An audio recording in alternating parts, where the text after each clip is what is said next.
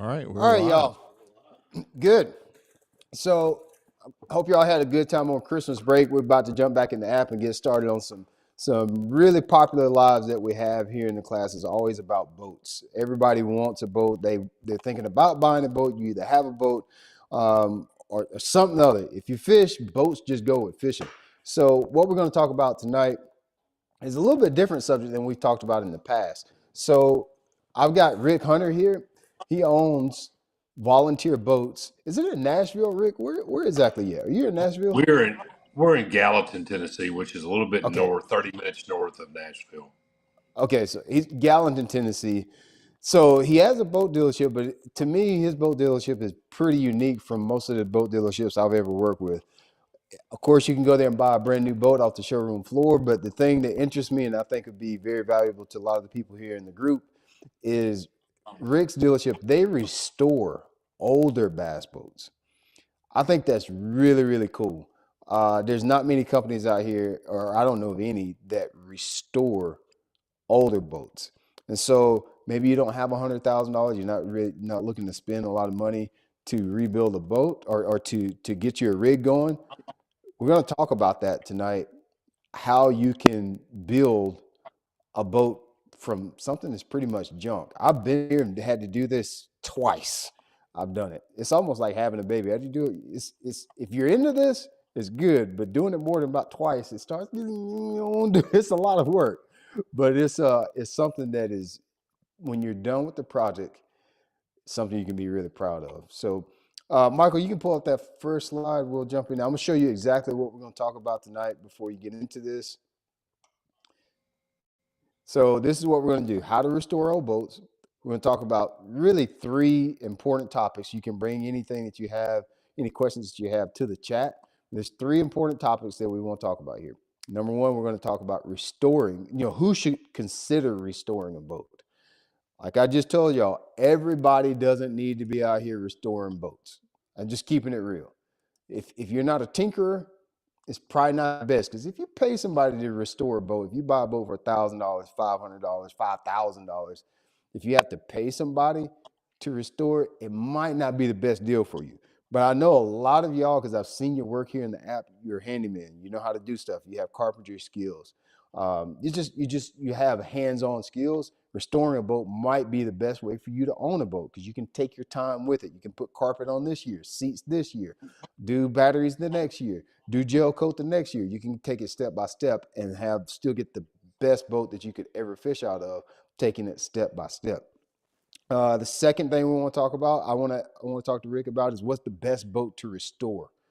So I even have some opinions on that. There's a lot of bass boats out here. There's some boats are better than others, especially when it comes to restoring them, because you don't want to sink a bunch of money into something that's really not valuable in the end. There's certain boats that hold their value when they're 30 years old, 20 years old. A 20-year-old boat is a 2005.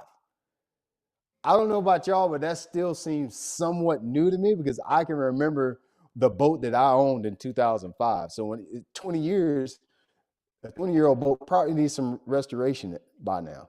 But they're very current boats, and not a lot has changed in boat building in the last 30 years, I would say. Not a lot has changed. The layouts are pretty much the same. If you've got anything from the late 90s up, the layout to our current model boats are pretty much the same outside of the wiring. And then the last thing I want to talk about, not the last thing, the next thing we're going to talk about is where to spend your money. So if you're going to build these, but where should you spend your money first? What should you buy? How should you, what steps should you take to get this thing? Because a lot of us are going to have to fish out of the boat while we're restoring it.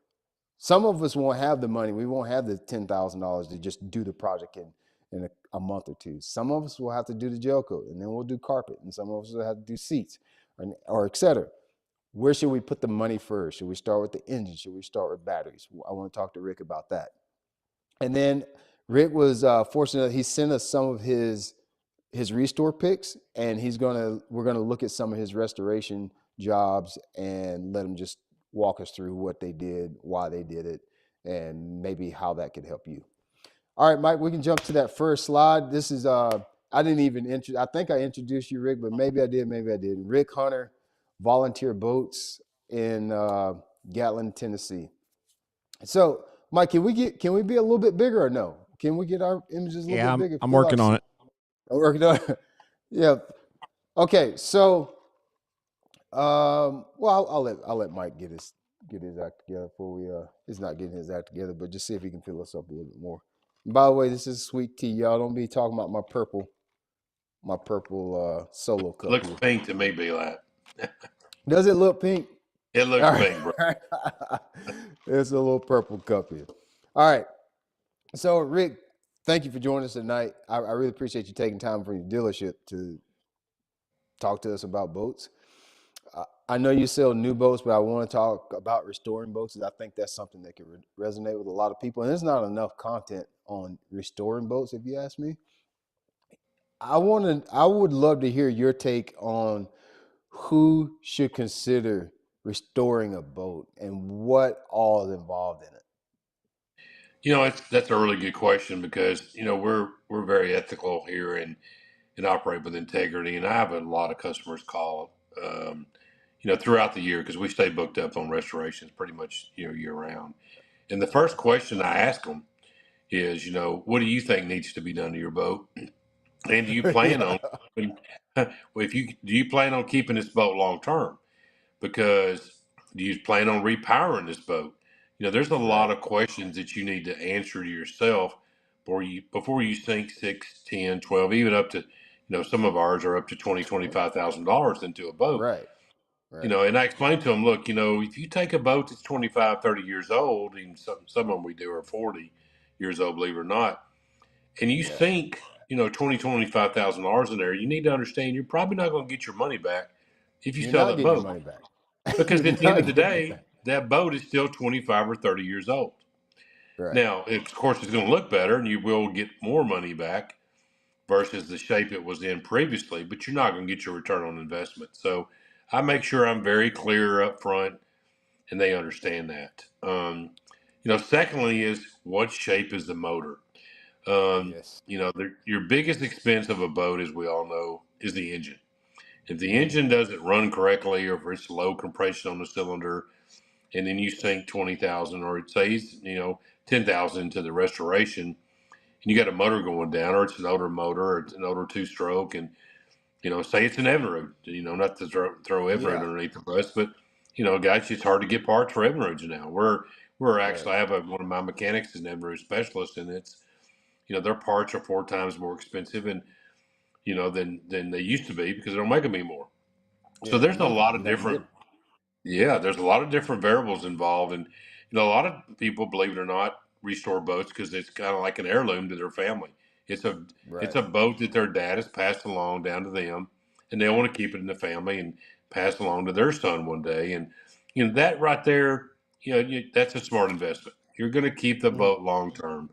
Um, but some of the guys that come in here and they want to spend a lot of money, and the first thing say to them is, "How is the engine?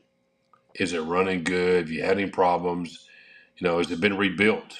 Rebuilt engine is not going to last as long as people think they are. I mean, if you get 3 to 5 years out of a rebuilt motor, that's pretty good, because we rebuild Yeah. motors here as well. So you just got to answer those questions to yourself. Is it worth the money spending on this boat? And then how far do you want to push the needle? I mean, new carpet, new seats, you can get away with, 4 or 5 grand, but if some of these boats come in here, Brian, we have to rewire the entire boat.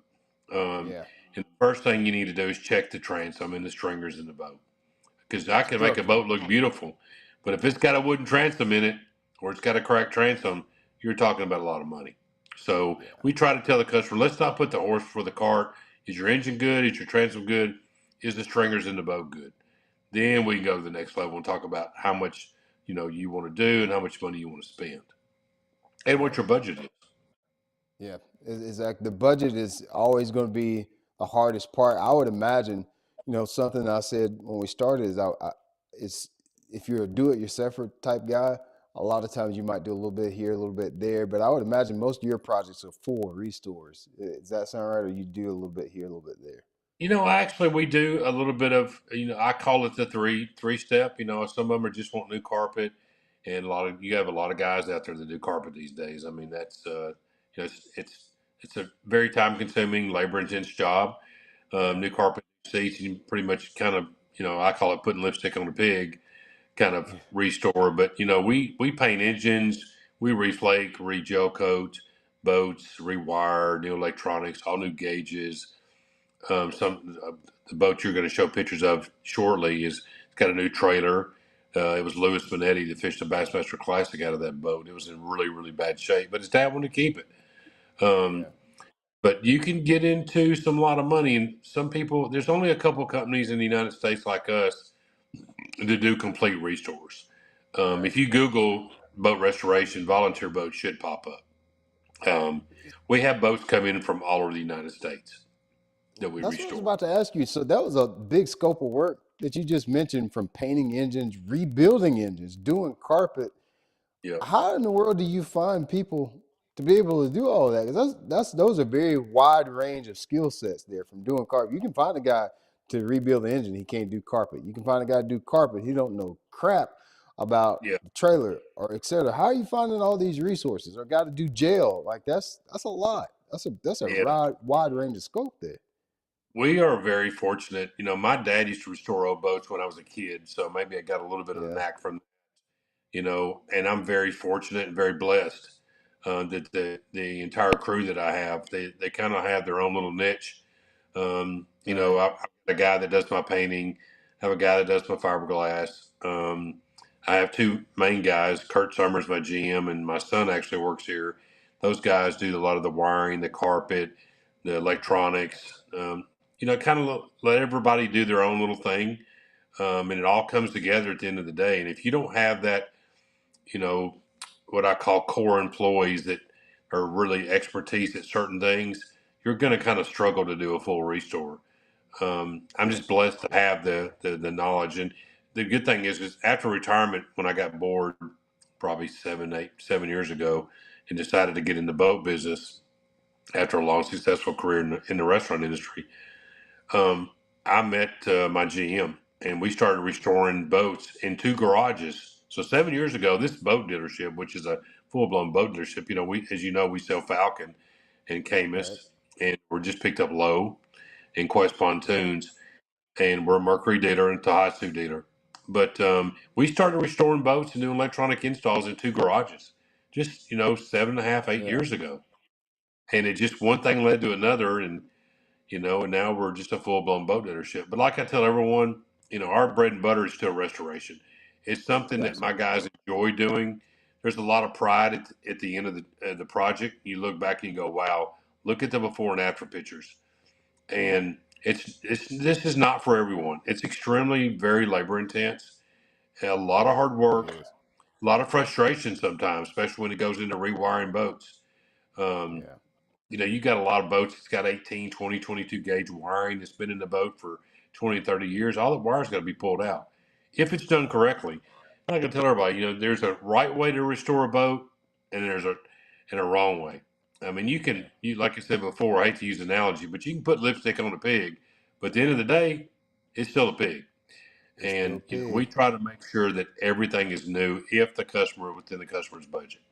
So, Right, right. you That's, know, you're. I can imagine rewiring a whole boat. Just getting the wire out is a day's yes. job, or more. Just getting the whole wire out is a lot. And N- and I can't re imagine running all the wire, new wire. it's there's some complexity there for sure. Yeah, Yeah, even with the gauges, trying to find gauges that'll fit those holes. I mean, you run into a lot of what I call doors that are shut in your face when you try to do something to a boat that's 35, 40 years old. Or like you can't get right. those parts anymore, so Can't get those you parts. have to improvise. You Hmm. find yourself improvising, in which we've learned to do that extremely well here. Well, we can't do that. We can't go back that way, but we can go back this Yeah, way. And right, that's where the communication link has to be with the customer and going, hey man, I can't make this happen, but there is an alternative. And right. Got it. it's a line of communication you got to have with the customer because you will run Yeah, into, like I said, shut doors sometimes. You I can't can get some believe of that. these pumps and valves and some of these older boats, they're obsolete. They don't make them anymore. They don't make So any of that stuff anymore. I can no, imagine. yeah. So guys, if you have questions, if you have a boat that you're thinking about restoring, you've seen something, you've been on Facebook Marketplace, that's something that we definitely could have talked about. Is where are you finding these boats? But throw your questions in the chat. Let us know what you may have, what you're thinking about. If there's something specific you'd like to ask Rick about restoring an old boat, let us know. Or if any kind of restoration project. Michael, let's jump to that next slide, our next point that we want to talk about here on this conversation with Rick. I can't even remember what it was. What was our second one? Best bass boat. Is that the right Yeah. one you wanted? So there it is. Yeah. So I'd love to hear what you think about this. I have some opinions about this. I'm sure you probably do. We're probably all the same, but I think there's some bass boats that are better to restore than others. And I'd love to hear what your opinion is on what the best bass boats to restore if you were going to do a restore project. Well, before when we first got started, we were kind of restoring boats and reselling them ourselves. There is profit in that, but once again, it's time, how much money you want to put in it. But, I've actually had that question asked to me before. It's kind of like, it's a really broad question, to be honest with you, because, somebody that's, once again, if it's an heirloom in the family, that's the best They boat don't for care. them to restore. They That's the don't care. best boat, right? Yeah. I will tell you, and we're both old Ranger guys. Now Yeah. of course, I'm a Falcon and Cayman Center, and I run my, all of my, and that's another thing I forgot to mention. Everyone that works for me, we all fish tournaments. We're all bass fishermen. Yeah. We Fisherman's fish. Yeah, dealership. so that's where a lot of the pride comes in. Working on a boat. It's not somebody that's a golfer that comes here and works on boats every day, and that makes a Right. big difference. But It does. It really being, does. In the communication, it makes a huge difference. oh yeah, because they understand what they're working on and they take a lot of Mhm. pride. But I'm an old Ranger guy. And until I own 7 Rangers, all the way from the 19 to the 21 footers, and I was a Ranger guy several years. Not knocking Ranger now, but until I rode in a Falcon for the first time and was like Right. blown away. Same Of thing, the me. Yeah. Same thing. Just blown away. I tell people all the time, if I saw the dealership tomorrow, I would run a Falcon the rest of my life, of my fishing days. So how impressive the boat is. Simplicity is there, and we liked it, the ride and all that. But Ranger's a good one, and probably because even to this day, there's still a huge core Ranger lovers in the bass boat market, and an Yeah. older No doubt. Ranger will hold its value compared to just about any boat out there. And you've got a lot of guys, and believe it or not, that wanted to 10, 20, 30 years ago, but go out and buy a new Ranger, they couldn't afford it. Couldn't afford So it. Yeah. exactly, Rangers Yeah. are one of the most expensive boats out there. They're $100,000 plus for even 20 footer loaded up. So they get an old Ranger, they want to fix it up, and Ranger's a good one. Skeeter's another good. Skeeter made a lot of people don't know the history of fiberglass. Skeeter made the very first fiberglass bass boat. It wasn't Ranger, it was Skeeter. Um, you know, Bumblebee's a good one. The ex owner of Falcon, Stephen Waller's family, Bumblebee owners and founders. That's a good boat to restore. You kind of want to stay away from the wooden transoms. A lot of wood in the boat. You kind of want to stay away from it. Not saying you can't do it because we do them all the time, but we check that stuff before we move forward. But I think Rangers is probably the best out there in my opinion because you can still get a lot of parts for a Ranger, believe it or not. Yeah. You just really can, and I can't take away from that Ranger look that's from years ago, and Classic. it's classic. It really is. It's been around. It's got a lot of history, with Forrest and all that stuff. And, we love doing the old Rangers, but we've done, Yeah. and I'll tell it's probably the second one, in my opinion, is the Stratus. I was about to Two, add that one. I was about to add a yeah, Stratus. yeah, the All the two, OMC brands, Stratus, Javelin, the Hydra yes, Sports. I would restore any of those if I was yeah, you. the 201 Pro XL Stratus was probably one of the best boats, selling boats of all Best time. selling boats in history, I would say. I would definitely. There's a ton of them still out there. There's a ton in mint condition. That's once again that goes back to the Earl Bentz, which I consider the godfather of bass boats. That's the Yeah. founder of Stratus and Triton and now If and I'm not Cayman's. mistaken, remind me, was the 201 was the first boat that we had that would hold more than 200? If I'm not mistaken, first mass production wheel selling boat that you could put a 225 on You back in could the put a day. 225 on it. Yep. I want Yep. to say, yeah. And you would be Eh, surprised how many people come in here and want me to that the guys that there's still a bunch of them out there, Brian 201 Pro XLs, and they come there and like, mhm. I want a 250. I'm like, man, unfortunately, I can't do it. I got Yeah, to go you by the can't do it, card. right? No, I'm not going to lose my dealership license. So, Yeah, but yeah, yeah, that was one of the first ones with the 225. So, and that's another beautiful boat. You'd be shocked how many, and not only Ranger, but them as well are still out there in mint condition. So, yeah. um, I Bullet is think, another one. which one? Bullets. There's Oh, a lot of yeah. calling the Bullet Classic. and Classic. classic. They haven't really changed a lot in their They don't change profile. nothing. They perfect little bitty things all the time. Yep, yep, Little bitty exactly. things. And those are fun. Actually got one in here now. The gentleman just brought it to me to change some valves and pumps out. He just ordered him a brand new F20 Predator, and he's got Mm, an '07 Bullet. It's here in my shop, and it's in mint condition. It doesn't have a scratch on it. It doesn't even look like it was fished out of. And you find a lot of the Bullets and the Stratuses and the Rangers that are in mint condition. Um, yeah. a lot of the Bullets are in mint condition. So that's once again, that's just those core people out there that are like, kind of like Bass Cat. They have a huge following, Yeah. and Bass Cat's a little bit more complex to restore. It's That's a probably one weird of the boat. hardest. It's It's a very weird shape boat too. weird. Yes. Yeah. Just a Um, weird boat altogether. It's got all the boats and you got Bass Cat and Allison. yeah, exactly. Just The Bass Cat's got a lot of just different. angles. A Yeah, lot I of call it a lot. angles. Yes, Hmm. and that adds Just different complexity to boats. the restore. And so, Of but course. I think I think the Ranger and the Stratus, like you said, the OMC boats are probably the ones we like to do the most. So, but as far as I'd say we've done probably just as many Stratuses as we have done Rangers. So Yeah. for sure. I would say I would definitely say Ranger would be my number one choice. I love the Rangers because they have that classic look. It's like it's almost like in trucks. You know how you have is that my mic scratching up like that or what is that? Yeah, You hear that, Mike? Yeah, Is that on my end? I think that may be something on it's Rick's gone. end. Okay. Is it mine? Um, but I like the I do like Rangers because Rick, are you still with us?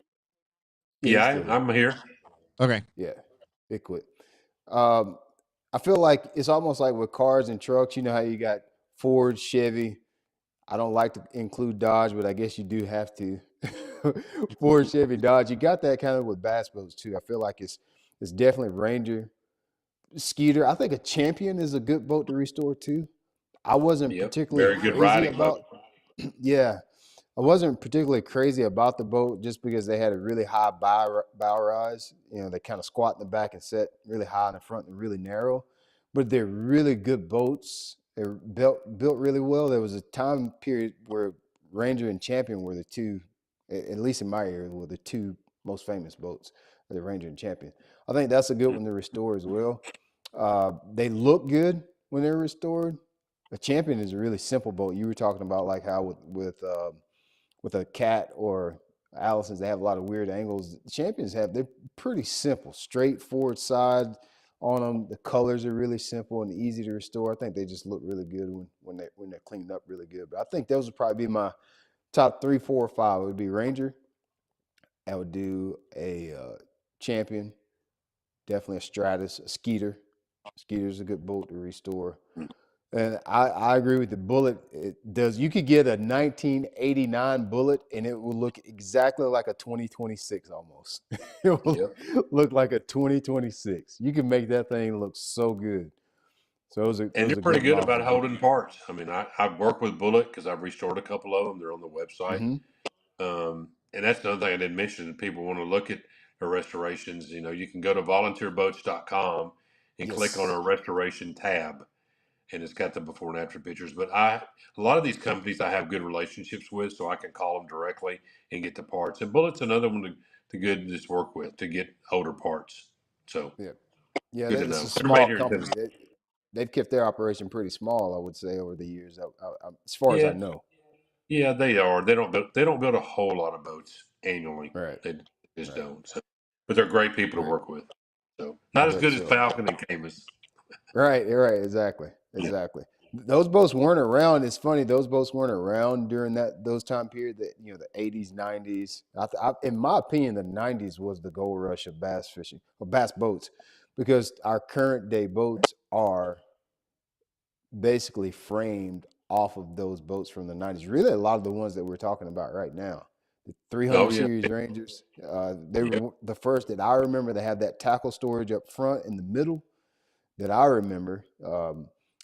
Before that, we had that little tackle storage in front of the console that was wide In, open. in front of the windshield, the '80s Yeah, you models. had to set your one tackle box right there, and then in the middle it was a live wheel. But that anything I would say mid 90s on is going to be pretty much just the same as the 2026 model as far as layout goes. That's all, just as far as layout, where things are in the boat, where the rod box is on the left, and then you got a dry storage on the right, and then there's a tackle locker in the center, that type of deal. If you get prior to the mid 90s, the layout's a little different, and sometimes I imagine that can take a lot more work Yeah. to restore, because nobody wants a live well up front anymore. No, and it's you got some of the older Stratuses, the smaller Stratuses that had those. And I'll tell you something else that we haven't mentioned yet, but the front decks have changed so much, Brian. Like they used to be so much smaller. They had a lot of big gap right there. Now your deck comes back pretty much to the edge of your console, and decks have, the beam of the boats have gotten wider. The bow of the boat's gotten much wider. So the deck has really changed a lot on the boat, for sure. Yeah. And the storage, people kind of go, well, I like the storage layout. So some people like the two center compartments, some people like one center compartment. Kind of go back and Right. forth with brands on that. So, but it's definitely small changes, like you said. In the mid '90s, late '90s is kind of when everything kind of came together, in my opinion, as well. Right. So, guys, y'all have questions? I see a few things popping up in the chat now. We'll definitely get those right there at the end. Light us up in the chat, and we'll make sure we answer your questions. Give Rick your questions and talk about boat restoration projects and how you can either use volunteer, or maybe he can give you a little bit of direction on some things that you can do to your boat. Mike, we can jump to that next slide there.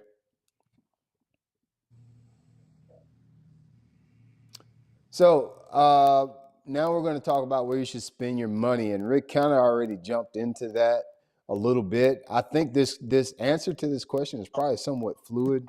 It probably moves around a little bit, just depending on the boat. But I want to give them a little bit of direction. I know that's a very general question, and it's very boat specific, but I'd love to hear what you think about where you should spend your money first if you're doing a restore on your boat, especially if you can only do a little bit this year, a little bit next year. What are your thoughts on that? Well, the main thing is, like, I'm going to talk to you like I would someone coming in off the street, and I reiterate this again: the engine's got to run. The engine's got to If the run. engine doesn't run, you ain't going nowhere, brother. You own the trolling motor all Right, day. So right. that's first. Secondly, to me, you got to have working electronics in the trolling motor. Mm-hmm. You can't really fish without them. I mean, the boat needs to be seaworthy, of course, but the seating, is imperative. Electronics, trolling motor, after the engine, good wiring in the boat, because it's kind of like, when you restore a boat, the guys come in here and I'm like, man, you really need to let me to rewire your boat, because if not, you're going to have continuous problems. And now with today's electronics, you've got to have at least 10, if not 8 gauge wiring running your electronics, because the processors are so powerful. And we usually hardwire everything from the cranking battery. Everybody switched over to AGM and lithium. The lead acid days are just about gone, as They're we gone. all know. Yeah. I mean, and that's my opinion is, after the engine is good, and the transom's good, and the stringers, the next to me is the trolling motor and electronics, so you can navigate and be able to fish. So you may disagree or agree, but that's kind of, No, no. I only thing that I would add is the trailer. From boats that I've oh, owned in the past that are older, trailer is you can't move the son of a gun even to take it, get it fixed. If the trailer ain't working, if you yeah, got bad axles, axle stuff can be a pain to work with. Axles and all exactly. that, because some of these boats they don't have traditional just straight axles. Some of them have torsion axles, and if you get Mhm. a newer, let's just say like a '04, '05, '06 Ranger, they got torsion axles, and then you got brakes. And if you don't get that stuff Yep. matched up correctly, it's going to continuously give you problems. Especially if you're towing long distances. Where I live, I don't tow very long distances, but the roads are extremely rough. So if I don't have a good trailer, you can damage your boat if you have a bad trailer. Number two, you're going to be Mhm. stranded on the side of the road if you have a bad trailer. Number three, you're gonna get stopped by the police if you got a bad trailer, because if you don't have lighting or it's doing something crazy, it's a very undervalued thing, if you ask me. Is just having a trailer that is functional. It's not, in my opinion, it's not that easy to work on trailers. The boats, you know, you can take some sandpaper, work on gel coat, sandpaper and some wax. You can fix a lot of stuff with just time there.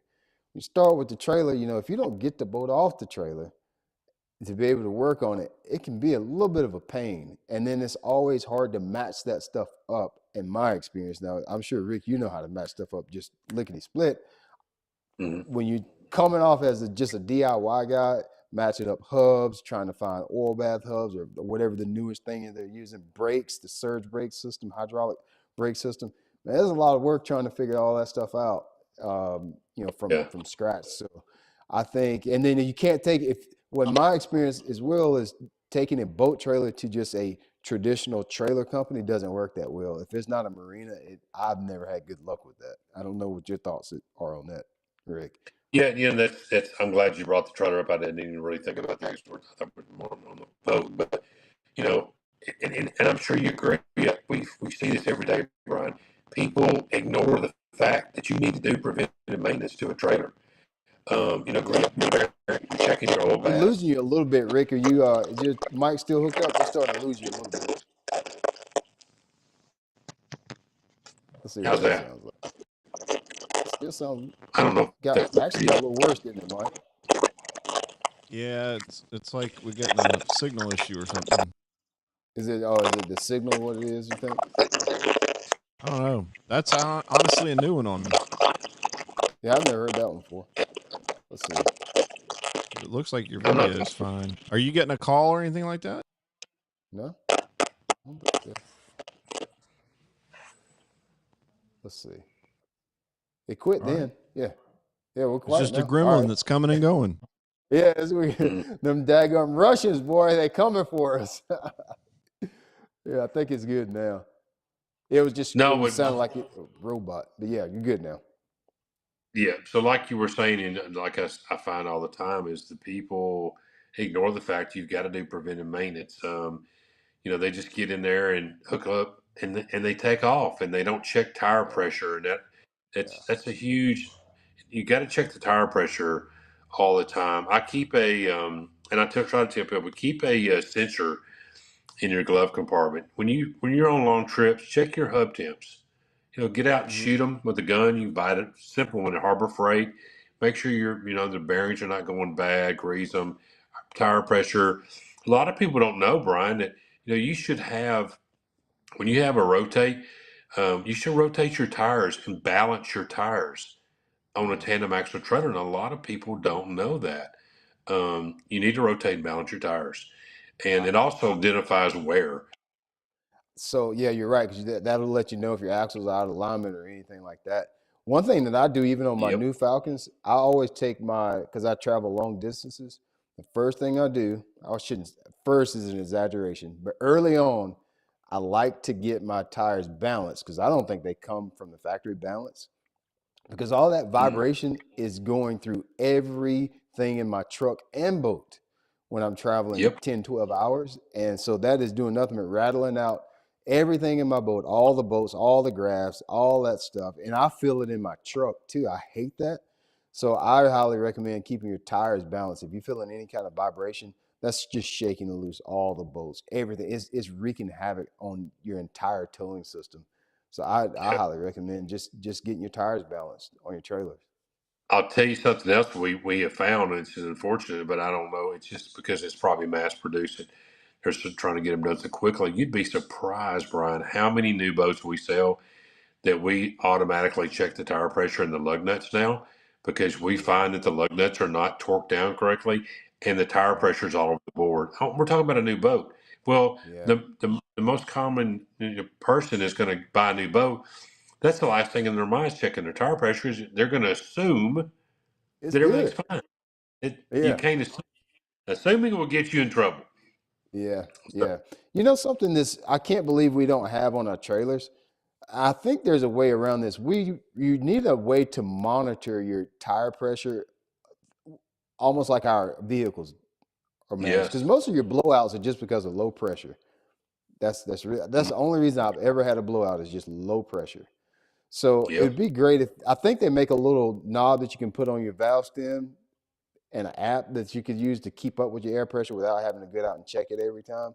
I haven't invested in that, but I should, especially because I run those low profile tires that can't take any kind of low pressure. But Mm. I think that would be a smart investment. And I'm telling you that, and I don't have it yet, but I think I am going to invest in that this year. Is getting a tire pressure monitor for my trailer tires. Yeah, because you run a Predator, so you're running the low profile Yeah, tires. yeah, You yeah. there It's will require a lot of money. You got to be very careful. very careful. Can't hit any curbs. You got to watch. No low pressure. You can't avoid to be down 8-10 pounds in pressure with low profile tires. Yeah. You got to watch it. Yeah, and I just while we're on the subject, I tell people all the time because we do, we look at them every day. One of the best trailer tires, and hopefully your audience will appreciate this down the road. When you're buying trailer tires, one of the best trailer tires on the market today is a Goodyear Endurance. It is an Glad you said that. eight ply tire that holds 65 pounds of air, and I've not yet found. Now, there are some good ones out there, but I've not found one better than a Goodyear Endurance. Now, the old Goodyear Marathons that we were used to for several years, they're Oh, junk. Rangers, yeah, yeah, Yeah, they're the Goodyear Marathons. They'll blow with half tread. yeah, They were yeah. made with rusted steel from China, but the Ah, new Endurance that's been out for a few years now. It's really hard to beat those. It really is. So, that's good game. Everybody needs to write that down. Goodyear Endurance. endurance, Yep, eight endurance. ply holds 65 pounds of air. Yep. Yep, hard to beat them. That's a big deal being able to hold that much air, so you don't have as much flex in the sidewall. Exactly. All right. All right. So, Mike, we got one more. What's our last point here? We're going to show. What was our last one here? I think we're looking at the pictures. I Okay. think Yeah. that Let's was the do that. last Let's see. slide. Let's before we get into the pictures. Let's see. I see conversations here in the app? Do you see any questions that we should jump I've got a into real couple, fast? Yeah. Let's go ahead and jump on questions right quick, and then we'll which do the pictures. So y'all I'll hang throw out. in from my aviation world. If somebody's got access to nitrogen, put that in your tires, and it's not as susceptible to the temperature changes throughout the Yeah, that's seasons. smart. That's you fill airplane tires with nitrogen. Yeah, a lot of tire companies will do that. If you get new tires, they'll definitely do that. At least here at home. That's All a right, great. Brian Scott asked, I like my boat condition, so I repowered this year. Do you recommend remodel and repower versus new? What do you think? That's probably per angler. Would you say, Rick? Well, once again, I think that goes back to budget and whether you're planning on keeping the boat long term. Once again, I'll reiterate it. If you come in here and you want to drop 10 or $15,000 on a boat, and you're going to sell it, like I said, in 2 years, you're not going to get your money back. So be careful. If you're going to keep it or you're going to repower it, then it's worth spending the money in a restoration. Because, as we talked about at the beginning of the podcast, new bass boats are expensive. They're I high, mean, man. I mean, it's 70 to 100,000, even more. Some of them up. Even Some more. of these icons are 130. Rangers are Yeah. 115, 120, and a lot of people just can't afford that. So, and that's why our business has really taken off the last couple of years, because people can't afford it, and they'd rather just drop 10, 15, 20 and make their boat look new again, and then repower on top of it. So, a whole lot less than I, buying a new one. yeah, I would say one of the scenarios that makes sense to repower versus buying new, and I'm assuming that's what the question is. I have an older boat that I repower, and I'm going to repower it again this year. So if it's a boat that you like, but they don't make it anymore, so let's just say a '07 520 VX. That was one of probably the most popular hulls that I remember, or it's 0519 Ranger Yeah. 519 VX. Those are hulls that they don't make anymore. Maybe you like that hull. That makes sense to repower that because you can't buy it brand new off the floor. There's not really anything compatible to those boats anymore. I would say maybe you like the way it look and you just want that boat, repower it. So personally, I have one of my bay boats is it's a '02. I have a '02 Pathfinder 2200. I repowered it when I got it. It had an E-Tech on it. I repowered it and put a 150 Pro XS on it. And then this year, I think I'm going to outright sell the 150 Pro XS and put a 200, just a regular 200 Mercury 4-stroke on the back of it for this year. And so that boat, like if I were to try to buy the 2200 Pathfinder, is probably 140. Who knows? Something silly. I'm not doing that, but I could come Exactly. up with 20 grand to buy a 200 with. So it makes sense. The boat hasn't changed that much.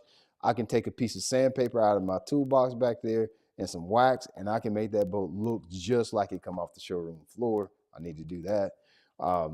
But so that's a scenario where I think it makes sense to repower versus buying.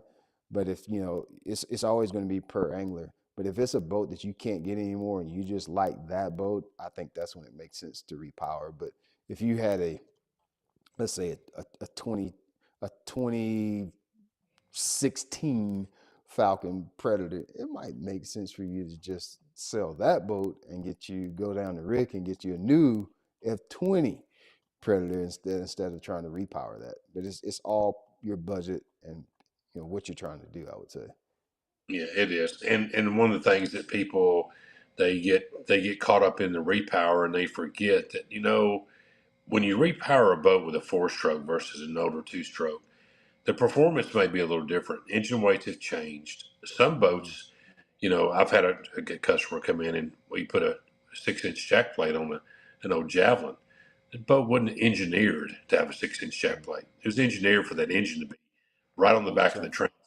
Yeah. Yeah. So when you repower, make sure that you talk to somebody that pretty much knows that boat and knows the performance of that boat and what's going to affect it. But back to the original question. Yeah, I mean, if you love that boat, and you don't want to buy a new one every year, every couple of years. Some guys do buy them every couple of years, new boats, even every year. Repower it. If you love your boat, just repower it. I will tell you this for your audience: whatever you do, when you buy a new motor, get all the warranty you can. I used to be All the one of warranty you can. get it all. Get platinum warranty. Get all you can. Not Go because it crazy does with two things. warranty. It protects your own billfold, and it's awesome for resale. If you Yeah. get in a pickle and you got to sell your boat, and it's got 6 years of platinum warranty on it, that boat will sell so much faster. Because these boats, just a computer goes down, it's $3,500. A Pro Tell them XS how lower much a gear unit goes case down, is. Tell them how much a 11 gear grand. case is 11 on grand. a Pro XS. 11 grand. 10.8 with Yep. taxes. That's a Yes, lot of sir. money. A That's lot of twice money, as much man. as you're going to pay for 5 extended years of platinum warranty. So Mm-hmm. if you have one gear lower unit go out, you've already got your money back. Yep. And you Yep. got to be careful with the gold warranty. Always get the platinum because the gold doesn't cover electrical. So, always do your research on warranty because you got to get that, man. It protects you and it helps your resale. Hey, while you're talking about motors, did you see Tim Dodson's question about why? Why? Yeah, I do say it. So Tim Dawson has a question. He says, "Why are new boats so underpowered? For example, my Nitro Z18 came with 150, but it's rated for 200." I haven't really experienced that, Tim. Z18, I didn't know they were rated for 200. But I would say that most of your 18-foot boats are going to come with 150s. Would you Yeah, it's 150 or very common. even the 175? The upgrade, I haven't. I've owned those engines. That's not enough difference for me. 150 to No, 175. It's just no. never been worth the upcharge. No, and I think that's probably more of a dealer trying to keep the cost down on the boat. Yeah, If it's a stock boat, I mean, if you can order one, as long as whatever right. that sticker says, that Coast Guard sticker says in there that's its maximum rating, you can order what you want. But it's very extremely common for an 18-foot boat to have a 150. So Yeah, yeah, that's very common. some But boats, yet, Brian. If your people don't know, like because of course as well as I do, the old Rangers. People used to think they would stick a 250 on there versus a 200, and you won't get that much more speed out of a Ranger. not really. You just, Mm-mm. it's really not worth the money. And Mm-hmm. we're very transparent here. I mean, people come in and go, "Man, I want to get a 300." You got a 250. You're going to spend all this money for 3 more miles an hour, maybe tops And 5 more miles no an hour. warranty. Because the Yeah, 300s are racing, you get 2-year warranty on those. bingo. So, Yeah, you just have to weigh everything. Now that there's so much money involved with motors and boats, you really need to do your research. Talk to people in the industry that you trust. Don't talk to a used car salesman. And that's what we try not to be here. We're just yeah, extremely transparent up front. Just weigh your options and don't rush into a decision, you know. yeah. I agree with you on the horsepower thing. My dad was a horsepower freak, so I've been around trying to make boats go fast a lot. Matter of fact, my dad, that's all he loved, going fast more than he liked fishing. And he spent bukus of money on props and upgrade engine upgrades, and he just enjoyed that. Yeah. He enjoyed that side of owning a boat back in the day. And I can tell you Mhm. from experience, between props and engine add-ons and going like Rick said, from 250 to 300 or 150 to 175, uh, I've only seen 2 to 4 mile an hour leverages here and there. That's all And you're going to so, get. and it takes a lot of money to get 2 to 4 miles an hour. I do like to keep a good fresh prop personally. Sometimes my props get dinged up just because I go places I don't know and I hit a lot of stuff because I don't know where I'm going. But other than keeping a good fresh prop, some boats, like Rick mentioned, ask a dealer. Some boats, it helps to have, I would say, I don't want to own another boat without a hydraulic jack plate just to be able to manage my weight in the boat. Yep. Buying a hydraulic jack plate doesn't make your boat faster, but being able to manipulate the jack plate an inch, 2 inches will help you carry the load more efficiently. I think that's the best investment if you're trying to get speed or more efficiency out of your boat. Is just a prop, a jack plate is the things I've seen. Which today's engines, there's really not a lot of add-ons. I come from the era where they were buying ECUs and reeds and carburetors and jets and all this stuff. That's Uh, we what called I it remember souping as a it up in kid. the day. Souping Soup them it up, up. man. Yeah, you don't really do that anymore on the boats. But Tim, I think other than trying to keep prices down on boats on the floor so people can get them financed, that's really the only reason that they will, quote unquote, underpower, if you want to frame it that way. But 150s on 18-foot boats, I think makes a lot of sense in my opinion. I think that makes a lot of sense. A Z18 with a 200 is going to be a handful. Yeah, you'll have to drive that boat probably. Yeah, But yeah, remember what I said earlier. Sometimes you put that extra 50 horsepower on there, and you think you're going to get all this other speed. But remember that boat's engineered a certain way. Just yeah. like people think when they take out all the like on a Skeeter, if you take out all the weight in the back of an older Skeeter It and won't put run. lithium batteries, you'll lose Won't. speed. Yeah, you won't run because it No, plows. It exactly. plows. So Yeah, that's a myth out there. Is like, especially with the Skeeters, man, I'm gonna get all this weight out and gain 4 or 5 miles an hour. No, you're not. You're gonna lose speed. Some right. boats you will Exactly. gain 1 or 2 miles an hour, but there's a lot of boats out there, about a half of them that you actually lose speed. Yeah, So, yeah. My Falcon was like that for a while, and they fixed it. They oh fixed it. yeah, With my first one, they, when I started running lithiums, I was like, man, what is going on here? You know, the first yeah. year I had, I think it was like first year I had lithiums was either 2019 or 2020, and that was when they not many people had, not everybody had them still, and yeah, I actually lost a little bit of speed by going to lithiums because the fulcrum is adjusted. Now it's So kind of strange, and I don't know if you probably haven't experienced it, but we have here because we sell so many Falcons. Is that Falcon? Believe it or not, of course, it's hard. People don't ever believe you. It doesn't have a whole shot.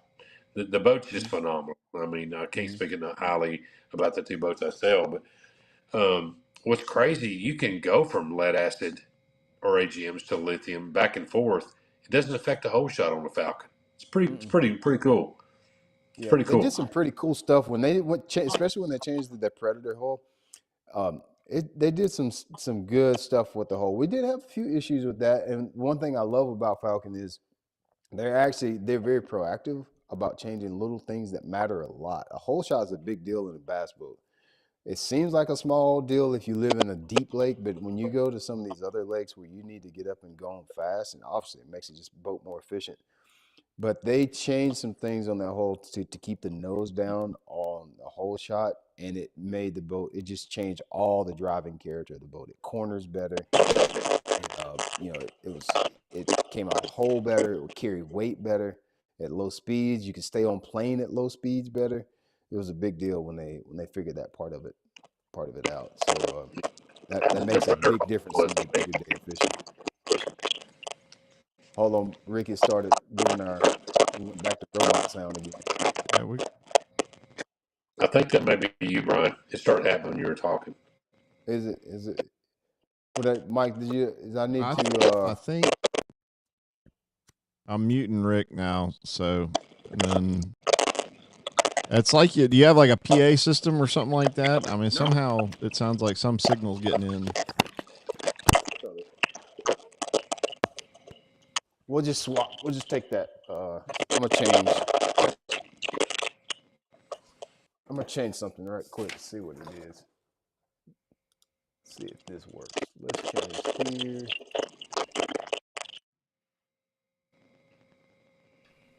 No. All right. How about that? It might have been that. Nope. Yeah. Still doing it.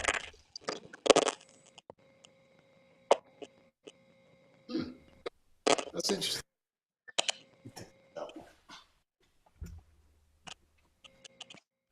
I don't know.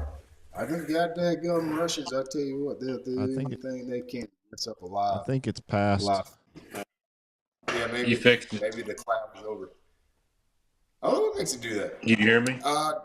Yeah, I got you good. Yeah, you're fine. You're fine. It might have been Yeah. I got this wireless deal. It might have been a little wireless thing making that noise. Yeah, it sounds like some radio interference or something. Yeah, it does sound like it. It's almost like somebody trying to chime into us. They want to hear what we're talking about. Mike, did we have any other questions in the chat before we show some of Rick's restoration projects? There's a couple. So in 2026, are there any disadvantages to getting a used boat with a 2-stroke engine versus a 4-stroke? That's a good question. That's a really good question. What do you think, Rick? Well, the 4-stroke's more fuel efficient.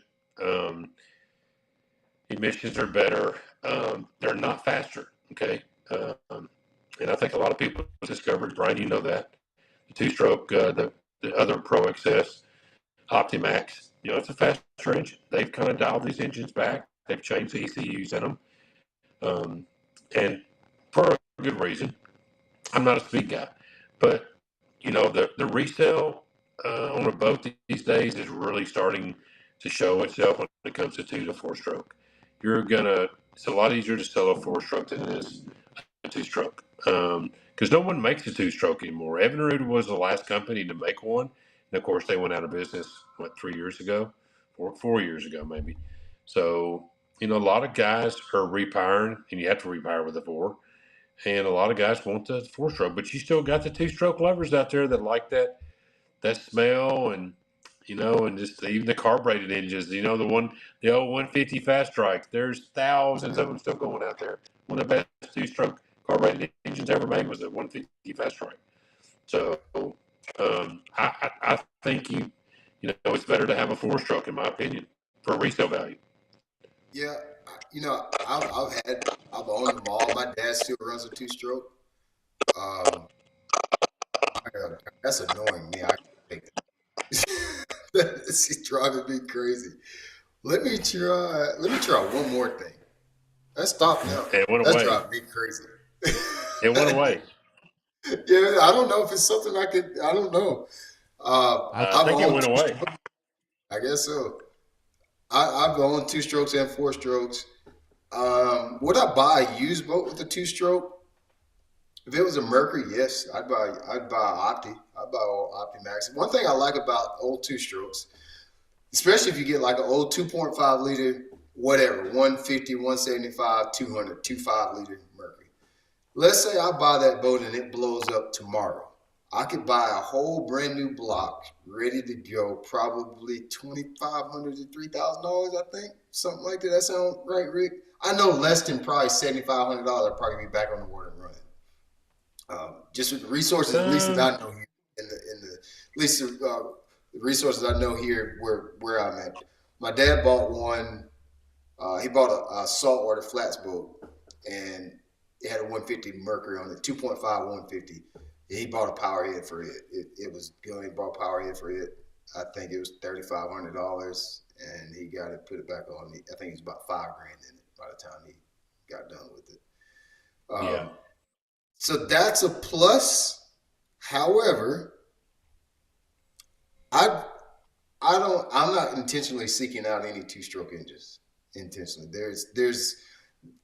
are they faster? That's also in my mind a very.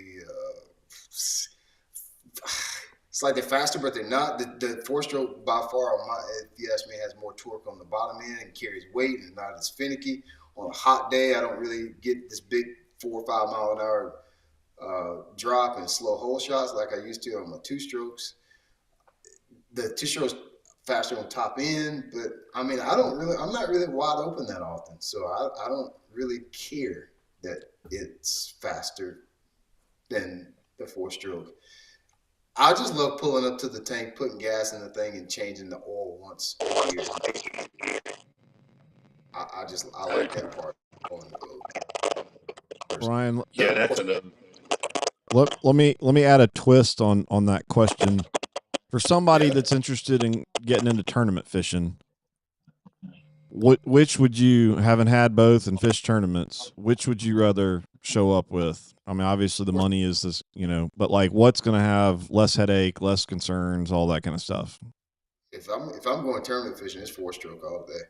There's nothing to talk about. Amen. Yeah. I'm not buying oil. I don't want to be in freaking, I don't know, we're somewhere Manning, South Carolina, looking for 2-stroke oil. Good luck finding a gallon of 2-stroke oil for a boat nowadays, by the way. I don't want to do that. I done been through that. I done lived that. I don't want to go back. There ain't nothing good about it. There ain't nothing that's better about it. I don't care what y'all say about the smell. If I want smell, I buy potpourri. I don't care about how the 2-stroke. We got dirt bikes. Look here behind me. You see them motorcycles? If I want to smell 2-strokes, I'll go buy a dirt bike. I ain't trying to smell it when I'm going fishing. Buy me a 4-stroke and let me go. That's it. Yeah, and a lot of people. Dude, these motors now. Now, Rick. Now, let's just be honest here. These motors now. I never thought we would get to the point where engines are as good as they are now. They're good. Like our engines are good. We've had a lot of advancements in marine outboard technology. Yeah, we have, and something else that people don't realize with a 4-stroke. That back to the gentleman's question a moment ago, is 4-stroke all day. Like we talked about. For the simple fact is, you save a ton of money not having to buy oil. Yeah. Oil's expensive. It's expensive. You change oil once a year or every 100 hours is what Mercury prefers you do. That's what they want you. Once a year, every 100 hours. I don't suggest that. We have found that Mercuries are using a little oil. So I tell everybody now, bring it in at 80 hours. 100's pushing the needle. You save a ton of money by not having to buy oil all the time. So, and they're more fuel efficient. I just don't want to deal with it. When I'm fishing, I'm the cleanest that I'm going to be when I'm fishing. I don't want to deal with oil. I don't want to get it on my hands. I don't want to waste it on the boat. I don't have to carry it with me. And the OptiMax doesn't even use that much oil, but I just don't want to deal with it at all. I want to put gas in the boat and go. That's all I want to do. And the 4-strokes just allow me to do that. And a good thing to know, Brian, and I just found this out probably in the middle of last year, which is good news for Mercury guys, because I'm a Mercury dealer. You know, they've really not changed the Mercury Pro XS 4-stroke. They've only just fixed the things that were having issues. Fix the thing that is. Last year for 2025, our warranty claims were down 50% in warranty claims. At one point, I called the RVP of Mercury. I said, "Man, is it just me, my dealership, or is warranties down?" He said, "They're down system wide." And he said, "Hey, we're only changing the stuff that we're having issues with." And I'm telling you, small issues. I mean, it's really hard to beat a Mercury Pro XS right now. A lot of guys wanted the Yamahas because they can change the ECU out and go 85 miles an hour. I'm 59. I've had 2 back surgeries because of this sport. I've been fishing tournaments for 43 years. I can't care less about it going 80. I want comfort, and that's why I run a Falcon. I don't go. It's just I piddle around 30, 40 miles an hour all the time. That's just what I do. I can't see what I'm doing. I'm looking for fish, so I don't really go that fast. And I will tournament mornings sometimes. A lot of times I don't even do it in tournament mornings anymore. I guess it just comes with getting older. I saw another question. Barty says, are new bass boat prices going up or down generally? What about used? I don't remember a time in history where boat prices went down. Maybe Rick knows more than I do on that end. I don't remember ever a time in history where boat prices went down. I now lived through 07, 08 calamity. Still don't remember going down. Yeah. I don't foresee it. I do see that some of the companies last year, as you know, came out with price point boats. The Freedom came out with Falcon. Caymas just released a new 201 Pro, named after the Stratus 201 that we were talking about earlier.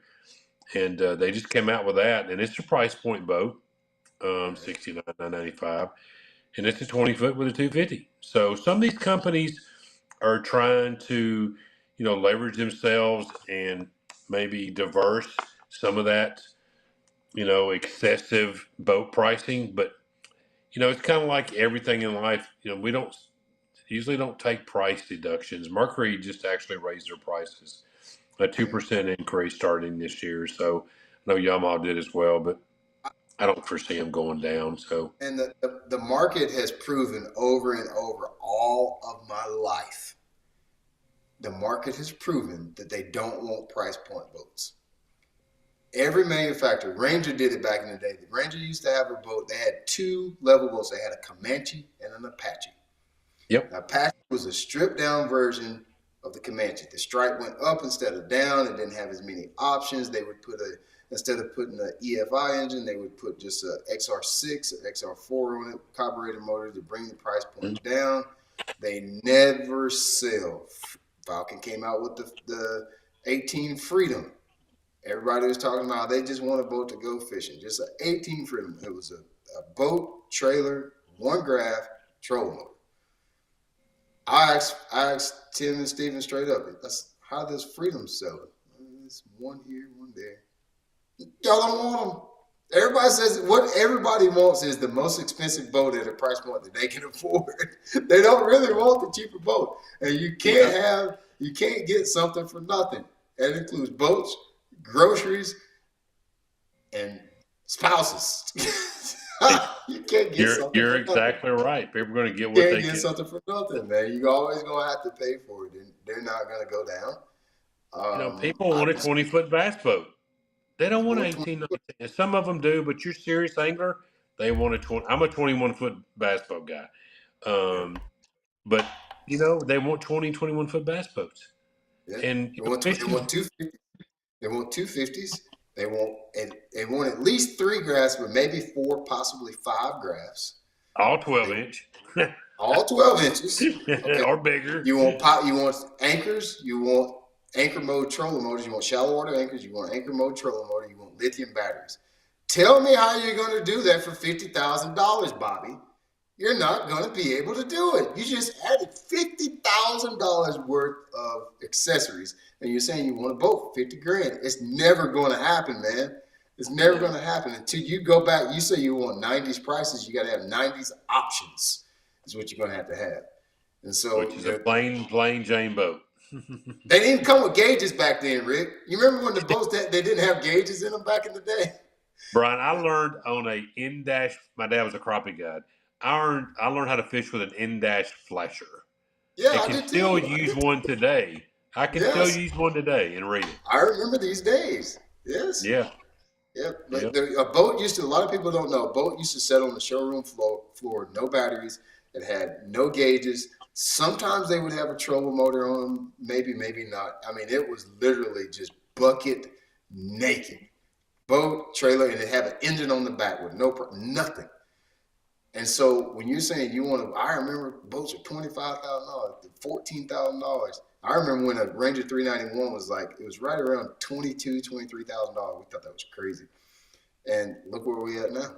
You're 4 times that for equivalent boat. So they're just not going to go down. We want too much as anglers. If they make it, nobody buys it. The market has proven that they want expensive boats. The reason that boats are $100,000 is because the market has proven that that's what they want. If the boat manufacturer, the profit margin is the same when they buy a 50,000, when they build a 50 or the 100. They would build y'all $50,000 boats. You show them that you don't want them, so they're building the $100,000 boats. That's what you're ordering. The market has proven what is wanted. And at the end of the day, you know, I've known, because I'm not a hunter. I fish, year round, and I tell people all the time, I want to sell you this and that, but you know what? I can put 416s on there, and I can put 2 live scopes on there, and I put power poles. But you know what? At the end of the day, it's not about the boat. It's about the person holding the rod. It's about the fisherman. Yeah. My dad taught me that at very young. Yeah, utilize your electronics. You still got to catch them, though. You got to find them and you got to catch them. Electronics have come a long way. Live scope has changed the game forever, but you still got to catch them. You don't have to have a $100,000 bass boat to compete in a local bass tournament. You really don't have to have it. Look at Louis Benetti, the boat you're going to show that we restored, the old Ranger. He made it to the Bassmaster Classic in that piece of junk. Yeah, exactly. I think that's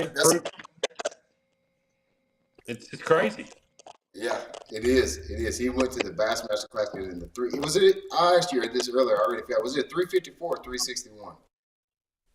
I think it was a 361. I think so. I think it was. They're all the same. They got all them numbers in there, all the same.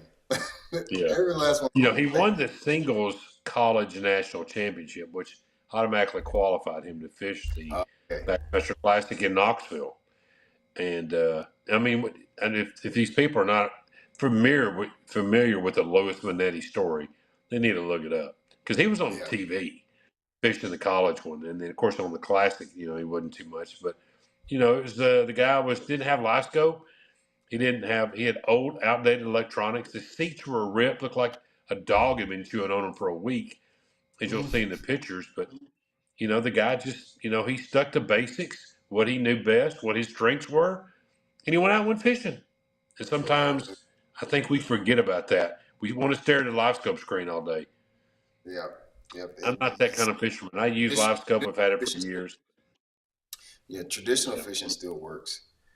Definitely. There's 2 more questions. We'll jump on these real fast, and then we're going to show these pictures, guys. This is a real good one from Javion Kennison. He says, what's the biggest mistake you all have done or saw a first-time boat buyer? I got one for that one, Rick. I would say the biggest mistake, I think, is buying too much boat the first time, if it's a first-time boater.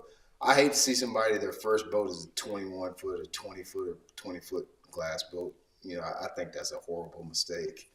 I've seen so many people invest big money in their first boat, and I just don't think that's smart. First of all, if you're a first-time boater, you're probably not fully committed to the sport yet. So I think it's a bad idea. And then there's definitely a safety factor, wrapped up in having higher horsepower bigger boats and starting out, you just don't know what you're doing yet. And I think it's very wise to start off with a smaller, more easy to tow rig uh, from the beginning. Personally, that's the Totally worst agree. mistake. Totally agree. 100%. Yeah. You hit the nail on the head, Brian. I mean, I tell people, and like I said, we're proud of being very transparent with people here up front. I've told customers on the lot, buddy, I think that's too much boat for you. Nice boat. Really? Yeah. I'm like, yeah, I really do. I think it's too much boat for you. Yeah. You know? See that a lot, especially with high school. With more kids in the fishing. Listen, if you guys got kids in the app here, don't. It's not a good idea to buy them a 20 to 21 foot bass boat for their first boat. Just not a smart thing to do. Start those Unless kids they're out. used to yours and they're used to dad's or whatever. It's a Yeah. little bit different, but you know. Even my dad, I grew up in a bass fishing family, and my dad, so I started out with the John boat. I had a 12-foot John boat. Now, keep in mind, I did drive bass boats since I was probably my middle son's age, 8, 9, 10 years old. That is a true story. You can see videos. My mom has recorded videos of me driving boats when I'm 8 to 10 years old. So it's a little different. So I went from a John boat. I did go from there to a 19-foot bass boat, which was like a 21 back in the 90s. So I did do that, but if you're a true first-time operator, I think it's good for you to start out with a 16, 17 foot, maybe 18 foot, with anywhere from a 90 to 115 on it, just to figure out what in the world you're doing out here. Because it is a lot of responsibility to run a boat. If you hit something, it'll cost less. If you buy an aluminum boat to fix it, it's probably a little bit easier to fix it, or it might not even tear it up at all. So I highly encourage you, first-time boat buyers, I would say go aluminum first and buy lower horsepower. 90 to 150 horsepower max is what I would say. Yeah, especially if it's the first time you're not used to your buddies or your dad's boat. I totally agree. And it's one of the biggest mistakes made. Yep, absolutely. What else? I saw one other one, Michael. You see it? We'll take one more, and then we're going to jump in these pictures. We're running a little over on time here. Does it make more sense to wait? Yeah, rewiring question here from Daniel Page. He says, does it make more sense to wait on rewiring if you're going to repower, but the repower is further in the future, or go ahead with rewire? So he's asking, should you repower or rewire your boat first? That's hard to say. Repower, rewire. Which one would you say, dude? That's actually a really good question. I could argue both ways. What do you think? Both ways, because it's brought to my phone. Give me 1 second. Can you see me? Can you hear me? I can now. Yeah, I got you. Okay. So it's kind of like, how bad is the wiring? I mean, if your gauges are working, your electronics are working, I mean, once again, back to what I said earlier, you can't go fishing if you don't have an engine. So I would repower, and then go from there, because you can fix the wiring, but if your engine's down or needs a lot of work, it's a whole lot more expensive to work on an engine than rewiring. So it just depends on how bad the wiring is. That's kind of like almost like a hypothetical question. Like you said, it could go either way. It depends on the severity of the wiring. I guess just being I've done this a little bit before, to a certain degree, I would just, if I got power to my trolling motor and it's consistent and it works, I would probably work on the motor first, because I don't care about my gauges working. I had a boat that I restored, an aluminum boat. I didn't put fish in the live wells or anything, or fish tournaments out of it. I just wanted to go fishing. So in that scenario, I would have probably worked on my engine first, because if I just got good, clean power to my trolling motor and the trolling motor works and the motor works, then I can go fishing. That's what I got the boat for in the beginning. If you're a tournament fisherman, now things get more complicated, because if your engine works, but yet your aerators ain't working because your wiring is all jacked up, or your electronics are not working because you don't have big enough gauge wire, now you got to start to prioritize things a little bit more, a little bit more precisely. I personally say for most of you here in the app, you're probably just wanting to go freaking fishing. And there were times I had a boat that I blew the engine on, and I used to steal fish out of because I didn't have money to fix the engine. I would go to the lake and troll around where I wanted to troll. So, with that being said, if you got good clean power to your trolling motor, you can still fish. Work on that engine first, and then you can work on all these other little nuances with wiring maybe later. If in that given scenario, but you could argue both, I would say. One of the things, Brian, that my dad taught me at an early age, I tell people all the time about fishing. Two things that you don't never want to go cheap on. That is tires and batteries. Because either one of them will ruin your day. I agree. I definitely agree. Tires and batteries. They will put you in a hole. Yep. Can you go? Okay, Mike. So let's jump to the pictures. Let's look at these records. Hey. You know what? I bet I know what that sound is, Michael. You think it's the feedback? If he's on the phone and the computer's going at the same time, you know how you get that speaker feedback? I think that might be what it is. Maybe, but it wouldn't come in cycles like that, I don't think. Yeah, isn't that wild? But I don't know. That's a new one. Yeah. I don't think because I did swap to another mic and I still don't hear it. It's interesting that it's coming in cycles. I know Tim Dodson's out there trying to guess. We got some of the tech guys and the techie guys are trying to come up with what's going on. Look crazy. Yeah, I'm gonna. I think it's passing. You want me to bring up some before photos first? I'll just throw them up on the screen and cycle through. You sent a bunch of photos. Okay. All right, so that right there, Ranger Sport 72. That's like a 17-footer, right? Yeah. All right, so Rick, tell us about this boat right here. You're still cracking up pretty bad, Brian. Okay, let's see here.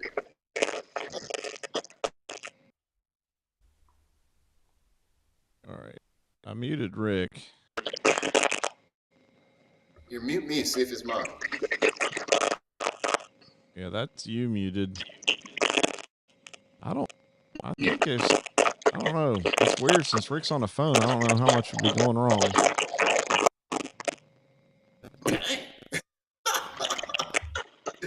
Hey, the aliens is talking to us tonight. Yeah. Huh. Is the phone leaning against the laptop? We got the tech guys jumping in here now. Yeah. But you muted him and it still was doing crack attack though. You muted. My computer's off. Yeah. All right. Yeah, it don't matter because he muted you anyway and we still heard it. He muted me and it still heard it.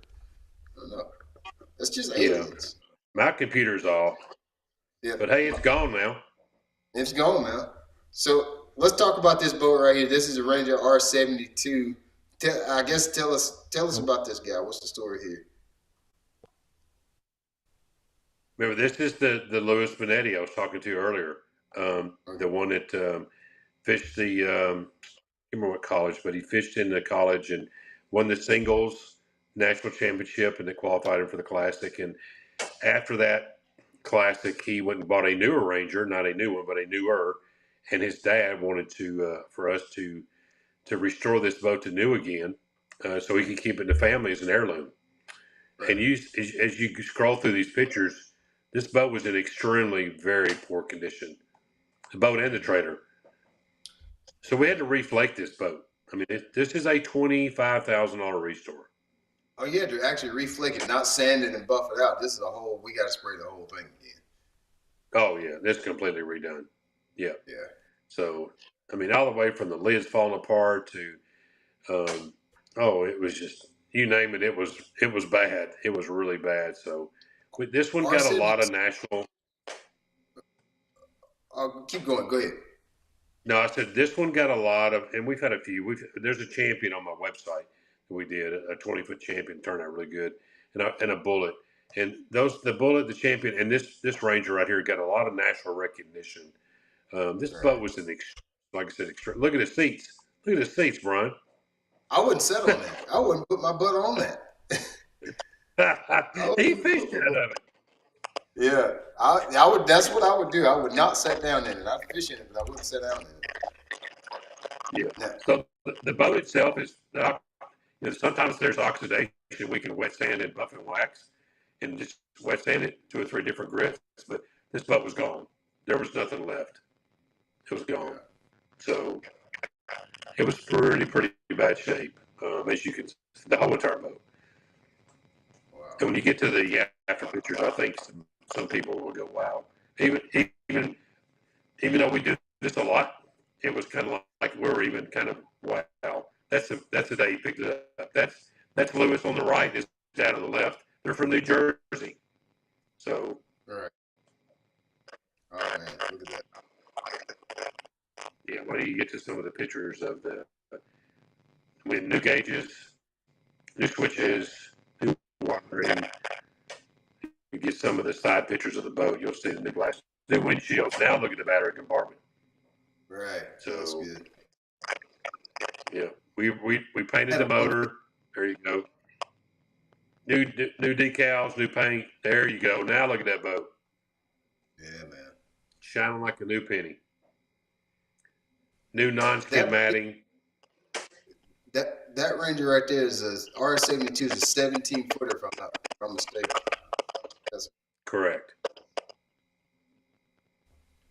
New carpet. Shining like a new penny. That's new flake. New gel coat, everything. New trailer, new Marine Master trailer. There you go. That's a good picture. Wow, that thing looks good, man. Stop right there, Mike. Let's look at that. Yeah. Put some wheels on the trailer. You got to put some skins on those wheels. I like that. Yep. I'll actually pick that trailer out for him at Marine Master. The Marine Master is made down in Tullahoma, Tennessee, and they do all the trailers for Falcon, as you know, and Falcon, Sea Arc, Phoenix, a lot of different brands, a lot of pontoon companies. So they build a really good trailer. Gotcha. Is that the last of the picks there, Mike? Nope, we got some more. Yeah, we got about really 4 or 5 more.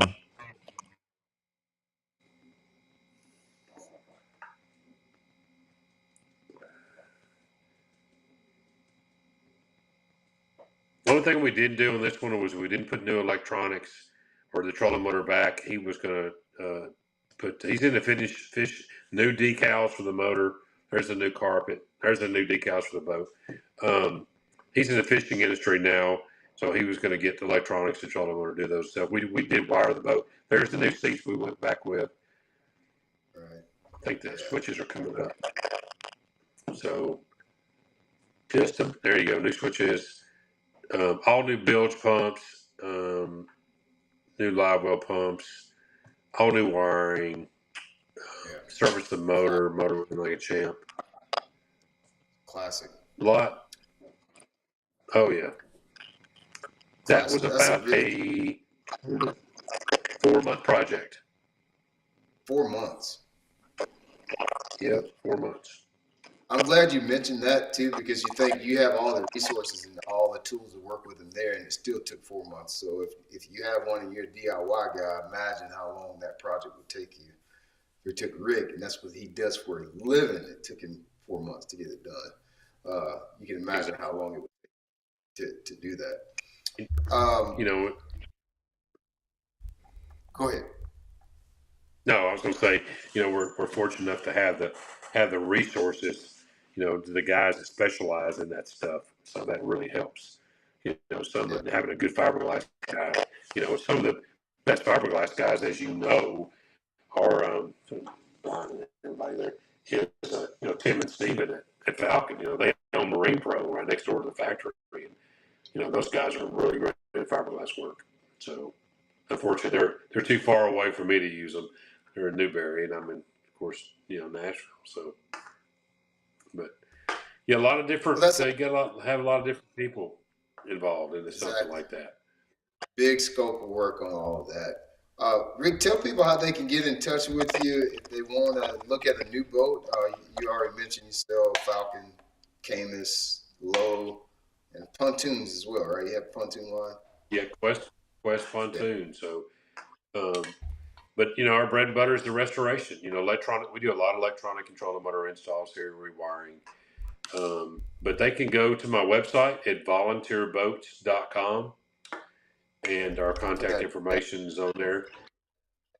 Yep, volunteerboats.com. Actually, my cell phone number is on my website, so I even give it out to the public. So, guys, y'all can check that out, volunteerboats.com. Get in touch with Rick. If you're looking to get a new Falcon or look at any boats in general, probably be a good person, just a good resource for you guys to call. Regardless of what you're trying to do. I just put that in the chat. Yeah. So when you go to the website, there's a several different tabs, but if you click on the restoration tab, you will see, not all, of course, we can't put them all, but you'll see some of the boats that we've restored. The Bullets owner I told you about, complete restoration on that one. The 20-foot Champion, which turned out immaculate. There's a couple of old 80 Rangers on there. These are boats from Missouri, Indiana, Pennsylvania. They're from all over the United States. A lot of from Alabama, Florida. They come in from all over the country. So the Ranger that we just looked at came from New Jersey. Long drive. Yeah, that was so right. Yeah, right. Let's see. We'll wait for our little gremlin to go away. Well, you guys, if you as somebody says, Rick, are you hiring? Are you my Tim Dawson says, are you hiring? Hey, hit him up. We're always looking for workers. I guarantee you probably got a job for you somewhere. Yeah. Rick, thank you for being a part of the class tonight. There's a lot of good information. People are still talking in the chat about the boat, that last boat that that we just pulled up. I have those pictures, guys, so I'll post them in the community section tomorrow, and I'll post the link to. I'll also post a link to the to Volunteer Boats, so you can get in touch with Rick or any of his guys that work for him there if you're looking to do a restore or just thinking about a boat purchase in general. Appreciate everybody joining in on the live tonight. Rick, I'll be in touch with you guys. I don't know if are you doing the Nashville show again this year? What's your plan show wise if anybody wants to come to one of the boat shows this year? No, the one was that last year. The Lebanon Boat Show got canceled for conflicting dates. There is one in Nashville at the fairgrounds. I chose not to participate in that, so for certain reasons. But we'll be fine. We sell a lot of boats here, as you know, Brian. So we're the #1 Falcon dealer in the country, back-to-back years, and we started off, with a good December and so far a good January already. Have sold a couple boats already. Yeah. We just opened back. So 3-4 days in January and got them going. Got them going. We sell a ton of boats. We don't have dinner fees, prep fees, all them fees. We just sell the price. We have a certain margin. When I'm enjoying retirement, we're all passionate about what we do here, and we're more concerned about those plaques on the wall than we are making profit sometimes. Like those plaques, Brian. Like those plaques. Yeah, I do too. I love a good plaque, man. I love a good plaque. Yeah. Well, Rick, thank you. I appreciate it, man. I'll definitely be in touch if anybody comes up with any other good questions. That was something I asked some questions about what they wanted to talk about going into these next few weeks and months, and boats came up a lot. So I appreciate you joining in and talking about the boat restore deal, because I'm sure a lot of people will be inspired by that. Sir, enjoyed it. All right, guys. Like I always tell you, Brian, we appreciate what you do for the industry. You're greatly appreciated and admired by many. Thank you. I appreciate those kinds of words, man. It means a lot. It's my pleasure to do it. Mike, thank you for tuning in. We'll get our gremlin. We'll get him caged up. Rick, I appreciate your time too. I know you're ready to go home, tired of working all day, so I appreciate you. Everybody tune into the live. If you got any other questions, just feel free to post them in the community section tomorrow. We'll make sure we get to them. All right. Y'all have a good rest of your night. Thanks again, guys. See you guys. See you, buddy.